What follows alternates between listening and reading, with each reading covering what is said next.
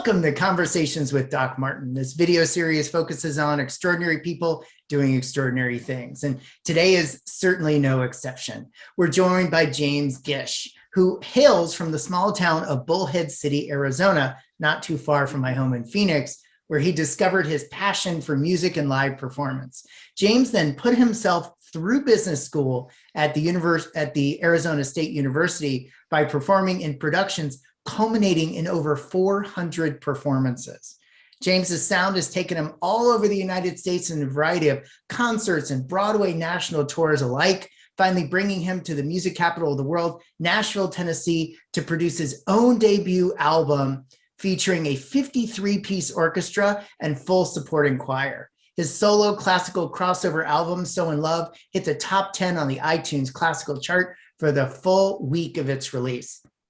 As the pandemic hit, James was on the Broadway national tour of Beautiful, the Carole King musical, and he's based out of New York City. So James, welcome to you today. Thanks for joining me. Oh, I'm so glad to be here. Thank you for having me. This is great. I'm so excited to chat with you. I've seen you in multiple productions at the Phoenix Theater. And cool. I was reading about your background, and when I came upon your bio specifically, and we'll get to this about putting yourself through school with 400 performances. That's amazing. Well, it's funny. I realized I need to amend that because that number was probably pre.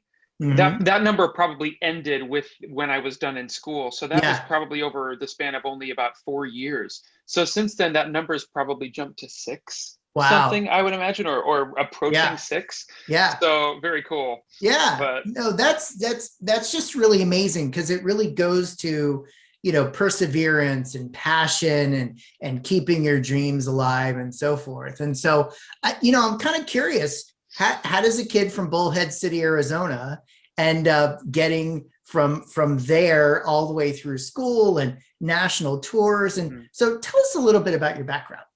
Well, it's so funny because, coming from Bullhead, it's the arts aren't really very big here. It's very much a sports oriented town, very small, 30,000 something people or so.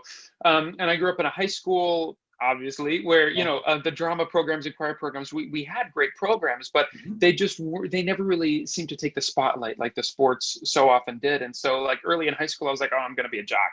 I'm going to play this sport and that sport. And I'm atrocious at all sports. Like I'm like a newborn calf. It's horrible to watch, I promise you.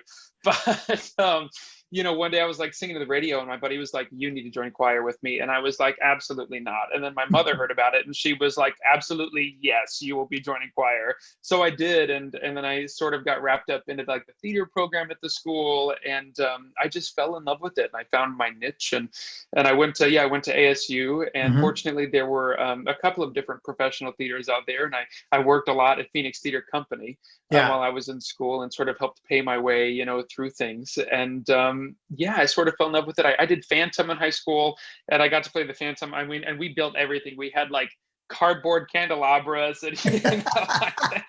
Oh, it's fantastic. And I remember it was that weekend we actually had a concert. We have a concert association that operates out of the high school, and they brought through this gentleman who played Phantom on Broadway in San Francisco for years. And he and I actually sang together because what are the odds that we'd be doing it while he came through? And I got to know him, and he sort of sat me down and he was like, you need to consider doing this with your life. And I think that was when I really started to go, wow, maybe I could, and there's just been a very, very fortunate snowball of events that has led me to where I'm at now. Yeah, that's absolutely fantastic. Your story is like Glee, an episode from Glee, right? I watched a lot of it, so maybe it was like a self-fulfilling prophecy. I'll flip it to the wannabe jock, right? That ends up in choir, so we got to amend the story. Oh my gosh, yeah. But I was doing all the moves, and there's some atrocious videos of like the whole choir, doing their pencil turn the right way, and then there's me in the back going the other way. Oh, it's hilarious. Absolutely. So it sounds like, from a relatively early age, in the grand scheme of things, you had your sights set on performance and theater. And so we'll kind of get to mentorship in a little bit, because thank you for sharing that really serendipitous story. Yeah. And when we think about pursuing a dream, and it's not easy to be able to pursue a dream in the performing arts.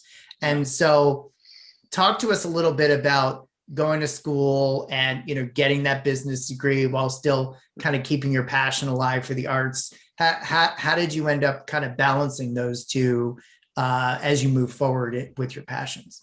Sure. A key word that comes to mind is caffeine. That was when I fell in love with it, and now it's a pretty toxic relationship, but we're still very close. I studied business because I think when I first got to school, here I was, I had a passion for it, but coming from a very small town, it was hard to tell whether it was really going to be viable. And it's like, I felt pretty confident in my ability here, but how is that going to feel when I get in the larger pool, and then the larger pool, and then New York City, so business seemed a safer route. And it's also, something that I always was fascinated by, marketing, management, things like that. And it would sort of be like it almost ended up feeling like school was my day job. So I would do my day job, and I would, go to class from 8 to 2 or 8 to 3, what have you. And then I would pick up my books, and I would just race as quickly as I could to get over to whichever theater I was working at the time, and get to rehearsal. And that's when I felt like my real day was starting, my real life was starting, and all my friends. And it's so funny. One thing that I look back on, and I'm like, wow, that's really surprising, is that I never actually I never really cultivated that many friendships at ASU. And it wasn't because I didn't like the people I was around. There were great people in my classes. I think it was just that I was so busy. There were times where I was in 2 shows at once. I think at one point I was even working on like 3, at one time, which I was so fortunate to get to do. And I had just fallen so in love with that community of people, that it really was like, just get through class, take my notes, take the test, straight to rehearsal, straight to this audition, Absolutely. Well, and so that really speaks to your drive and your passion and your relationship with caffeine. But when you think back to those days, what are some of the things that really stand out for you on those? I mean, I would assume somewhat exhausting days going from school to rehearsal and back again. What stands out for you? I would say in small ways. I really learned how to manage my time.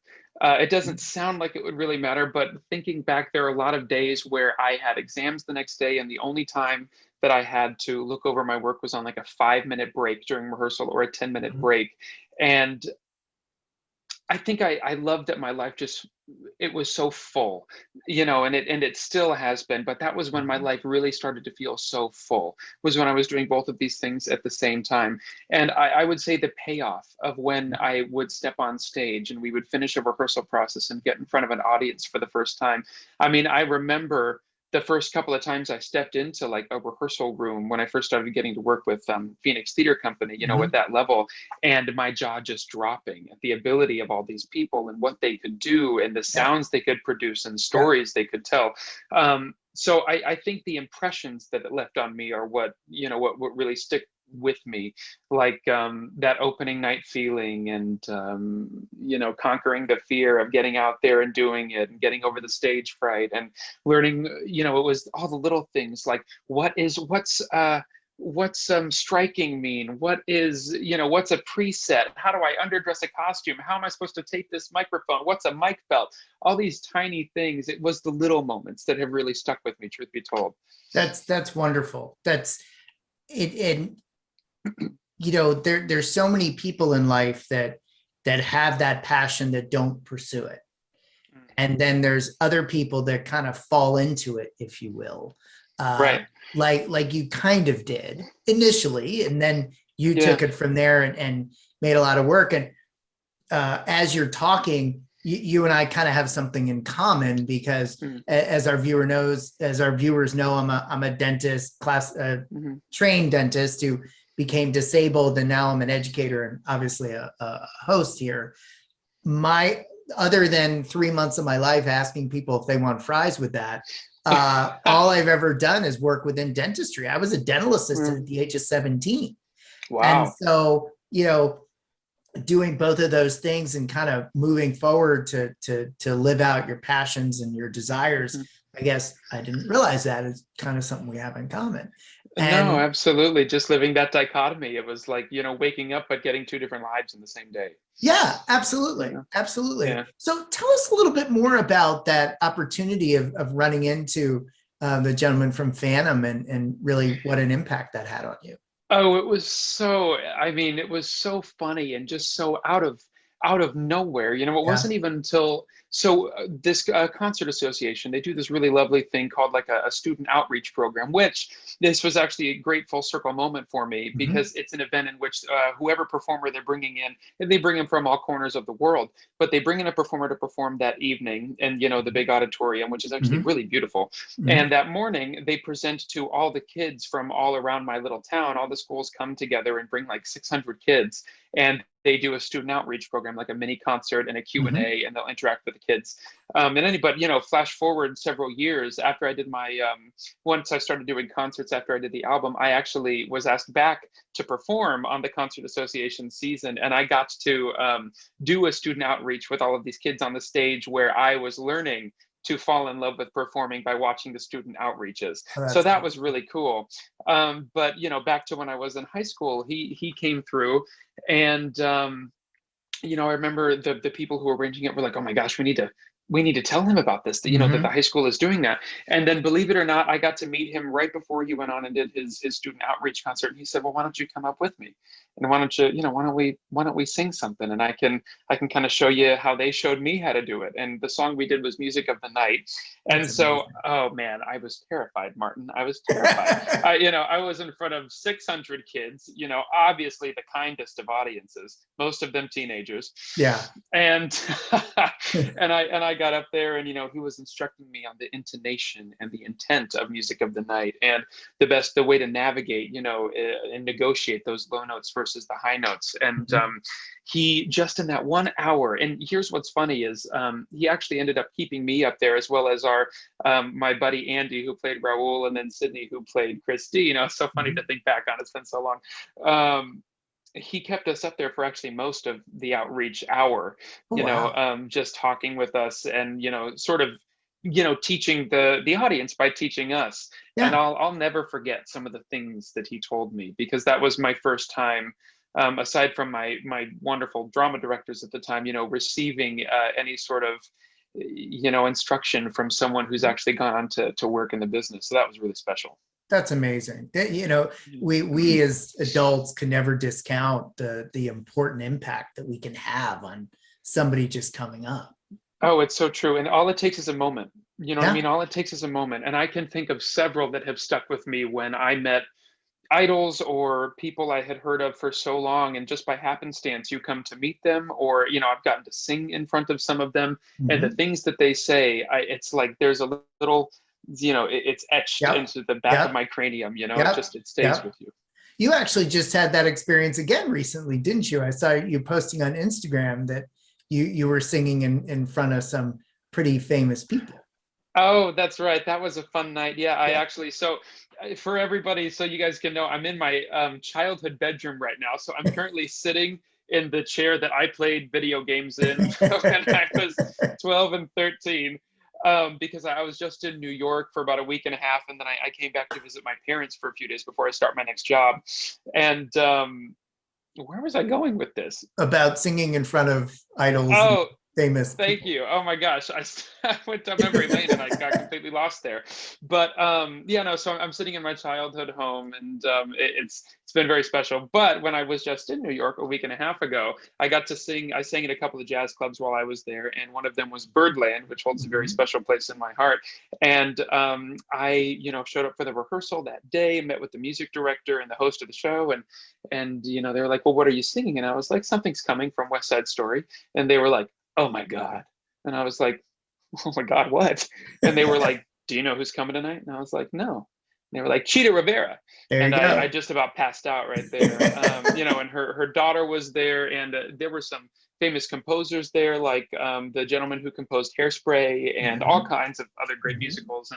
And it's probably the most nervous I've ever been in my entire life, because the place was packed, and I had my manager on this side, and we were hanging out, and he was like, oh, that guy produced Hadestown. And he's like, oh my gosh, that's the choreographer of Hamilton. Or, he was like, oh, I want you to come meet this person. He owns half of Texas and all this stuff. And I was just like, oh, why are you doing this to me? It was like every person he named. I was like, oh God, oh God.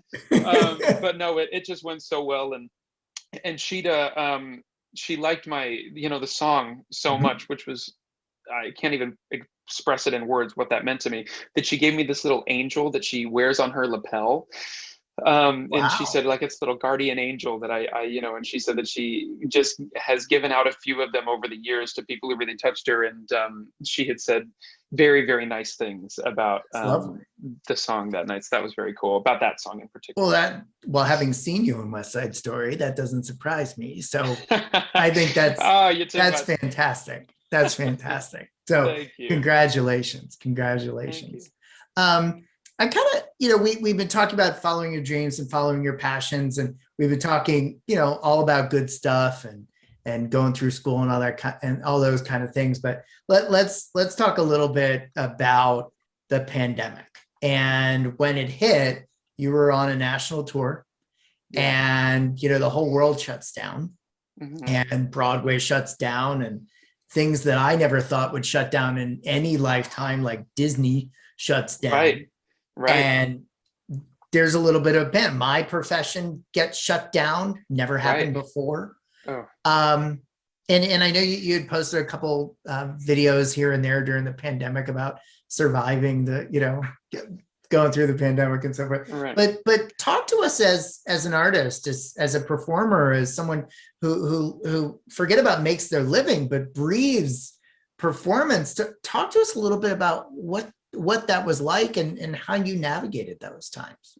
Well, it was really spooky when it first started, because, we on tour we'd be together and sort of like see some articles and sort of eye each other like, yeah, we're not going to have to worry about this. If, you sort of hear about the threat of some other illness or disease every couple of years, and it sort of just sends a chill down your back, and then you hope it goes away, and it does. Yeah. But this one was spooky because we started hearing about, venues canceling next week, the 2 weeks after, or whatnot. And that's when we all really started to sweat. And it was just so bizarre, because I remember everyone patting each other, hugging and everything, because we had a performance that evening that obviously got canceled. And it was sad because they had loaded out the whole set. It was all ready to go, and they canceled it. A couple hours later, we got to the venue to do a sound check, and they informed us, the show was going to be canceled. We're sending you all home in the morning. So we all, kind of celebrated that night, and just sort of, celebration's a weird word. We celebrated each other, because we didn't know how long it was going to be.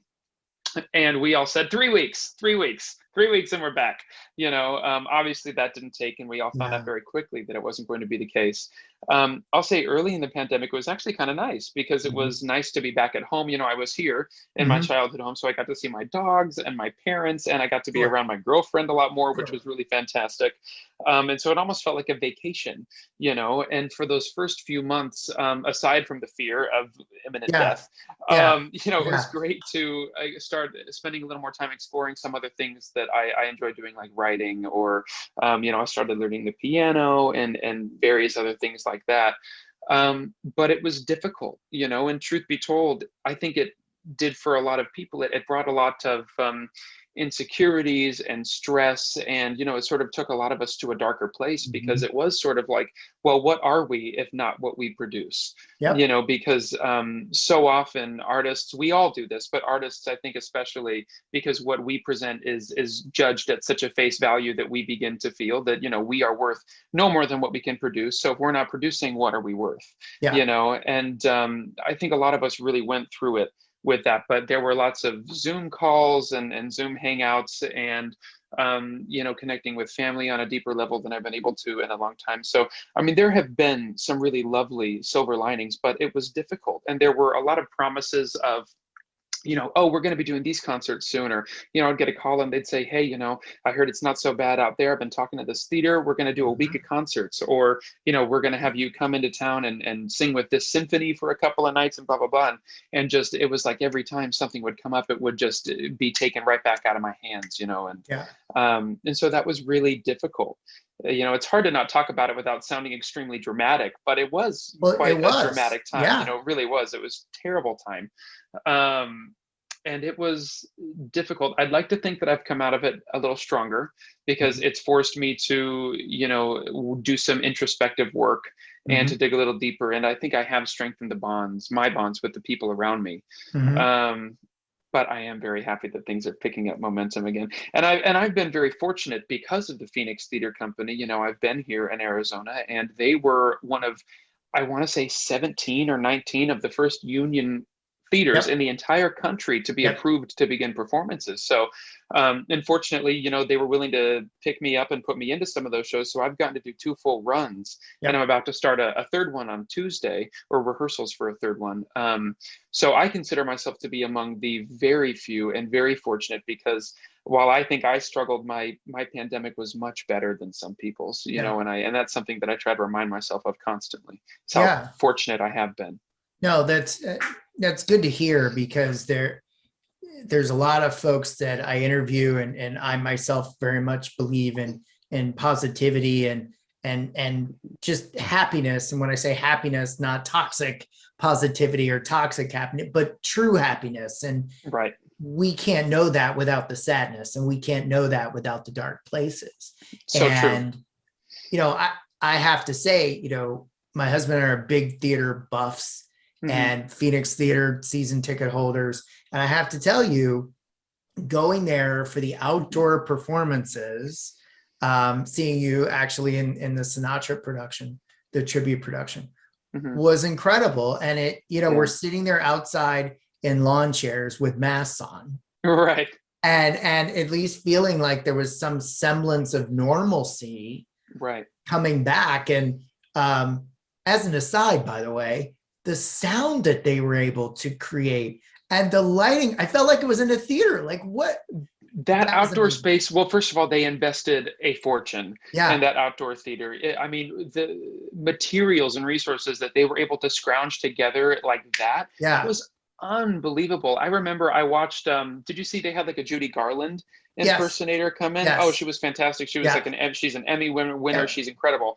I was like you. I was blown away. And that, I think, was my first time watching any sort of real performance in like a year or Yeah. close to a year. And so, yeah, that was really special. And also, I think I'm in the minority of performers with this, but I love performing outside. I think there's something really, such a different energy about the openness of like being under the stars and looking at trees and whatnot, and Hmm.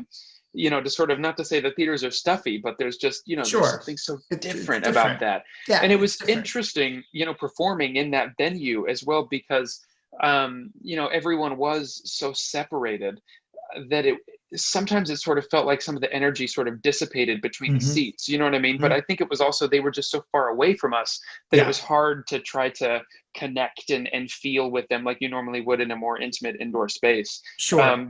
But you could tell, and especially seeing people in the parking lot after from a distance, of course, how appreciative they were. Oh, it was And we amazing. realized very quickly that it's not that they're not into it. It's just that they're all spread out. We can't hear them that well. They're wearing masks, but it just meant so much to see how moved they were. Oh, Just to yeah. be back around live music was incredible, because that's how we felt. Yeah. Well, absolutely. I mean, from our perspective, it was probably one. No, it was the first thing that we did that was somewhat back to normal. And Right. I'm drawing a blank now. When was that production? That was That earlier was, in the year. yeah, I think we opened in like April. Yeah. Yeah. April and May, I Yeah. think, is when we did it, because we had some daytime matinee performances. Woo! That were at like 95 degrees. Oh, oh, it was brutal. And I'll just tell you, it's probably TMI, but I'm quite a heavy sweater. I Yeah. perspire like it's nobody's business. And they layered me so much just to try to hide it, because if not, my shirt was a different color by the end of Oh, the show. It just Lord. looked like a darker purple shirt. And finally, we just kind of abandoned it, because it was like, well, you're a lost cause. And I was like, it's all right. They're all 50 feet away from me anyway. It's fine. Exactly. It's We were not like, a there's big deal. nobody coming to this. We're going to be performing for like 10 people. It's like Mhm. 95 degrees out, and the place would still be full. Oh, I mean, yeah. it was just crazy. People just wanted so badly to get back to it. Absolutely. And how was that for you, stepping back on stage the first time after the hiatus, the forced hiatus showed Oh, it some? was nerve-wracking. Truth be Yeah. told, you know what's funny? I think it was actually more rehearsals that was Mhm. more difficult because there's a very specific muscle memory and training your brain to remember this sort of thing, Mhm. to work this out, and you have to sort of compartmentalize, like, okay, that didn't work. I'm going to file that away. And they're just these sort of very business specific skills that I don't think realize always what's English. I don't think actors always realize they have, Yeah. but without doing it for a year coming back, I was like, we just did this 5 minutes ago and I don't remember any of it. Or I was like, well, I was going to ask a question, but what was it? Or I was like, oh, that's not what I told my body to do. And it Yeah. was like dancing. It was like I had to talk to each limb individually to make them do what I wanted them to do. Because, I'm not a very strong dancer to begin with, but after a year away from it, woo, Yeah. woof. It was colorful in the rehearsal room a couple of times to get me to move.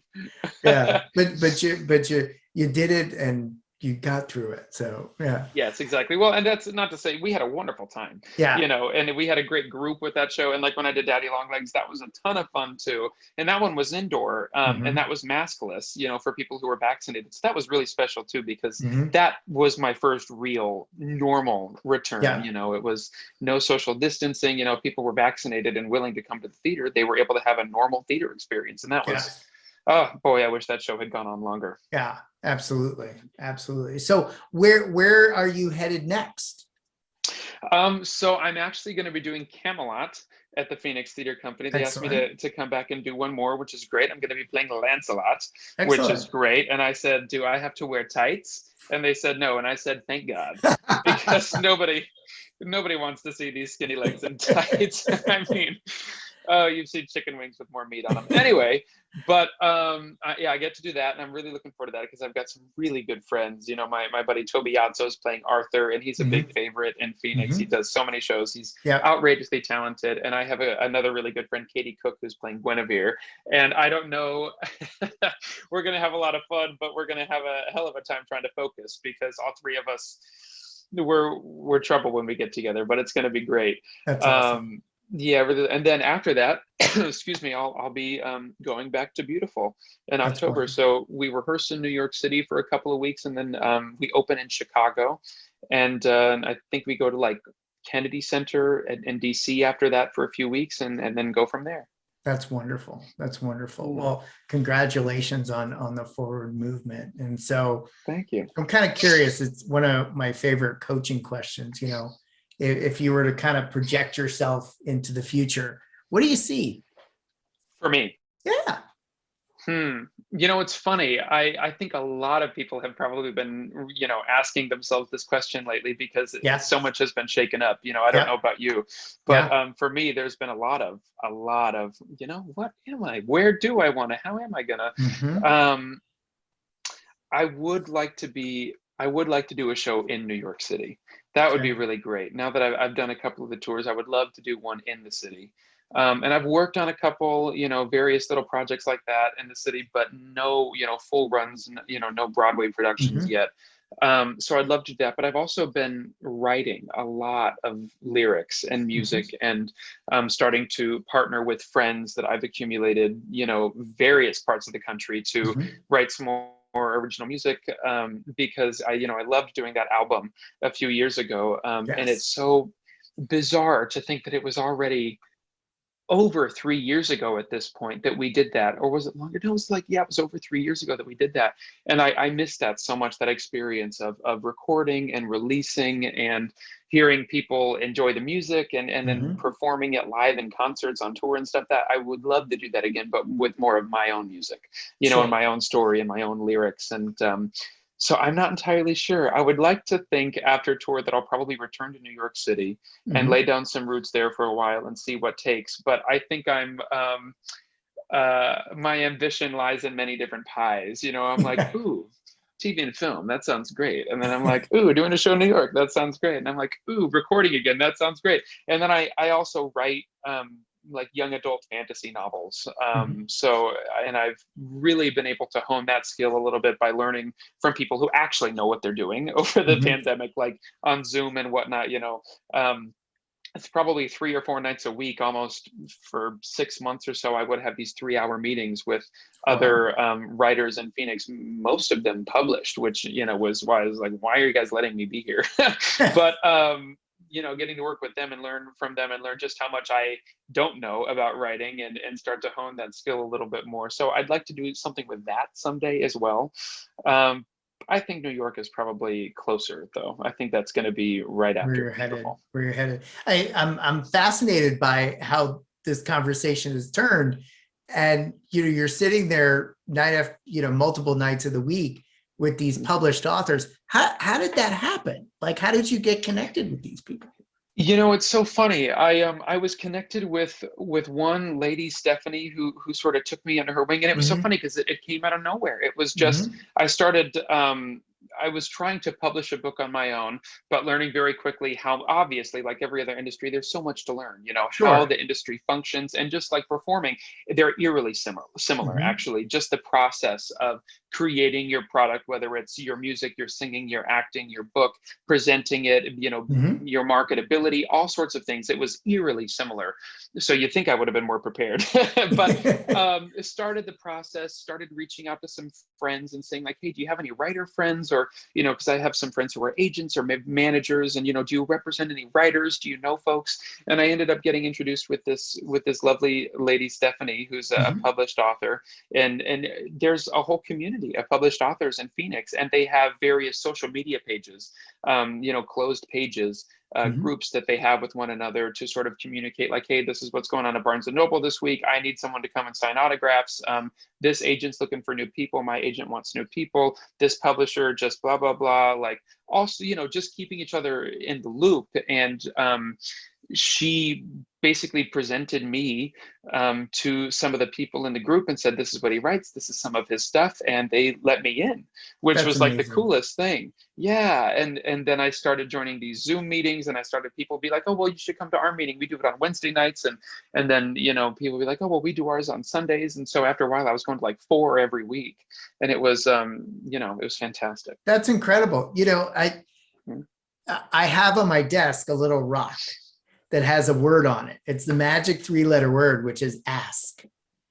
Oh, And so I think that is so fantastic and something that so many people can learn from, regardless of what they do for a living, what they do for passions, or what they want to do for a living or want to do for passions. right. You just can't be afraid to ask the question. It's true. Think about it. That's why we're sitting here, because Right. I literally just asked you. I said, hey, Right. this is who I am. This is what I'm doing.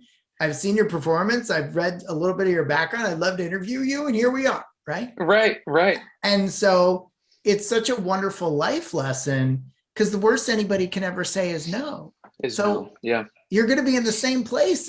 That's the answer. So why not that's ask a good the point. Question? Why not Right. ask What do you the have question? to lose? Yeah. Well, and it's so funny because yes, and I actually would say that would be one of the things, because people always ask in interviews like, well, what would you say to people, or what Yep. advice would you give? And it's always like, I wish someone had told me sooner, just go ask, because Yep. honestly, most of the time people are good and kind, and if it's Yep. not something that's too much to ask for, they're willing to do it.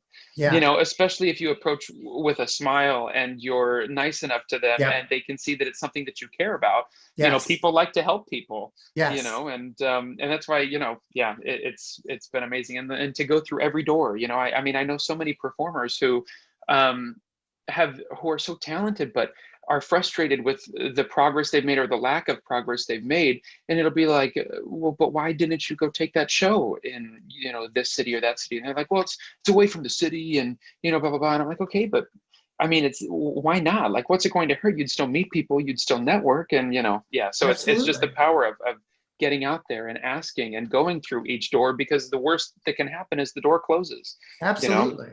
Absolutely. I love that. The worst thing that can happen is the door closes. Well, it was never open to begin with either. Right. Right. Exactly. Worst is that it's locked, pretty much. Yeah. Yeah, that's true. That's true. Right. With like 3 padlocks, but yes. Right. But And a guard. yeah, exactly. Exactly. So I've had such a fun time chatting with you. And, I always do like to kind of end on kind of a note. I'm going to ask this differently this time. which is not necessarily what advice would you give to somebody coming up, but what would you like to say as we conclude this interview? What would I like to say?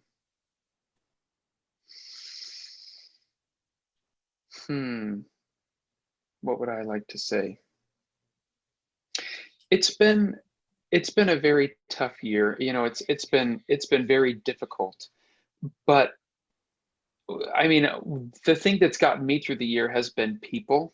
Mm-hmm. And so under whatever capacity or any circumstance, it's just been getting to connect with people whenever I can.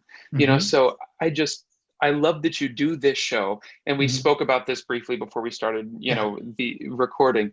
But I love that you do this show and that you connect with such a wide variety of people. So Mm-hmm. many shows are just about one very specific niche, one Yeah. industry or whatnot, but your show is about people. Yeah. And that's what I think is so cool, because it's not about people who only do this or this kind of Right. person or whatnot. It's just about people and how, and I'm so pleased to be in a lineup with such extraordinary people, such as the ones you've had.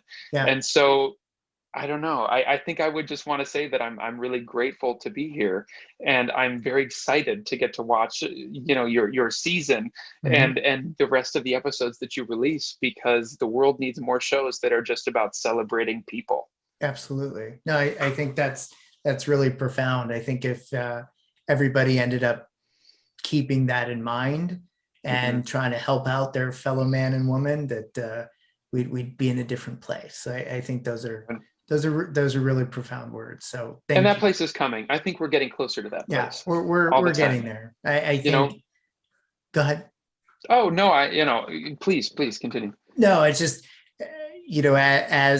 as we all traverse this as a global society, it's those challenging times that typically bring people together. So we've certainly had a hell of a lot of challenge and haven't navigated it so well at times. But at the end of the day, like you, I still choose to believe in the goodness of others, and hopefully we'll come out of this better than we were before. So absolutely. And as divisive as it's been, it has brought so many people so much closer. I'm so thankful for this time that I've gotten to have with my family that I probably wouldn't have had otherwise. I mean, it's just been incredible, and learning lessons like, as an artist, your purpose in life is not merely to produce and to work as hard as you can and to be the best at this or at this. It's just to be the best version of yourself. And if that means prioritizing having fun and connecting with people rather than sitting at your piano for 5 hours and writing for 8 hours afterward, there's more to life than that, Absolutely. Well, James, thank you so very much. I really thank appreciate it. And we'll go ahead and we'll put your socials and your website below that'd be in the great. comments. And hey, everybody, if you've enjoyed this interview, please don't forget to subscribe and click notifications so you don't miss out on any of our interviews, book reviews, or heart to hearts. And remember, life speaks to you. And if you think it doesn't, you're not listening. Thanks, James. Take care, everybody. That's great. Bye-bye. Thank you, Martin. Thanks so much. Take care.